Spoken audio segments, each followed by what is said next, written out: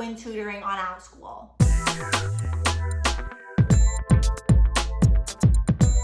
Hello everyone, my name is Alejandra Landano and welcome to my YouTube channel. On this channel, you find lots of different videos specifically about teaching and working online from home. In today's video, I'm actually going to share with you my top 5 tips for tutoring on Outschool. If you are new to my channel, make sure you hit that subscribe button so you don't miss any future content. Lately, I've been making a lot of content for Outschool teachers, focusing on tutoring as well as online ESL teachers. Without further ado, let's get into those tips. Tip number 1 is to create a simple yet specific Outschool listing. Now, a few weeks ago, I actually uploaded a Outschool listing walkthrough. I will have it in the iCards here. I highly recommend you watch that video if you have no idea how to create an Outschool listing specifically for tutoring. But make your listing very simple. You do not need to overcomplicate this process.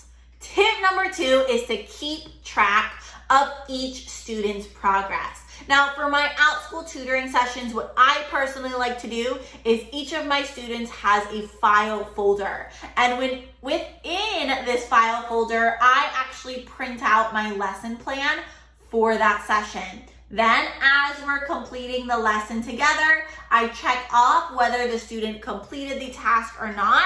And then at the end of my session, I have just 1 to 5 minutes where I sit down and reflect on that student's progress. Therefore, on that paper, I write down what the student did really well, what the student maybe struggled with, and then any ideas I have for the next class we have together. I just prefer pencil and paper. I am sure there are some great tools you could also use on the computer, but you want to find a system that works for you to help you keep track of your students' progress. Tip number 3 is to ask permission if you're going to be using another resource. So I like to use resources at times from teachers pay teachers. And if I'm going to use a resource specifically for my tutoring student, I will write to the teacher pay teacher creator and let them know that situation. I'll try to have a picture right here of exactly what I type. But if you want to use a resource for a tutoring student, just ask permission. I'd rather be safe than sorry. Tip number 4, you want to charge your worth. Now, I will share with you what I personally charge. You can decide to go higher or lower. It's totally up to you. But you do want to keep in mind that you are spending 30 minutes with a specific student, and there might be 10 minutes to 30 minutes of planning time, depending on what you have to plan and create. Now, personally, I charge $40 per 30 minutes on Outschool. Therefore, I make $28 per session.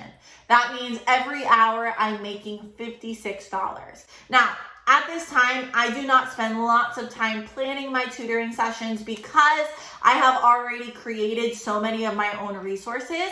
Generally, I spend no more than 15 minutes per student, but that may be different for you when you're first starting.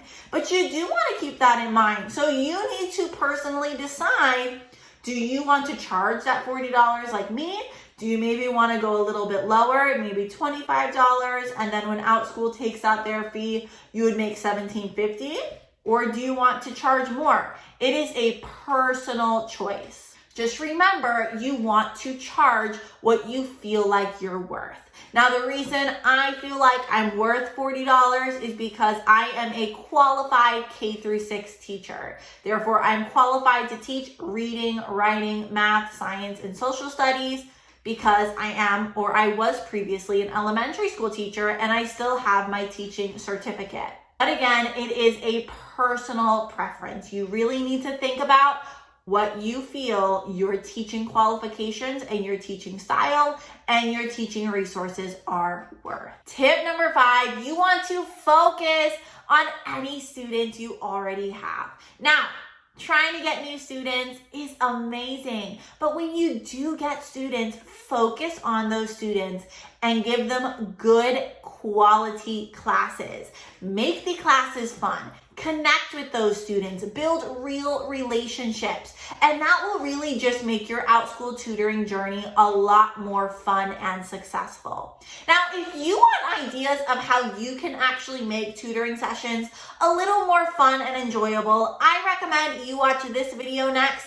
In this video, I share with you 5 games you can make using Canva for your tutoring students. As always though, I hope you found this video helpful. If you did, don't forget to give it a thumbs up and subscribe to my channel so you don't miss any future content.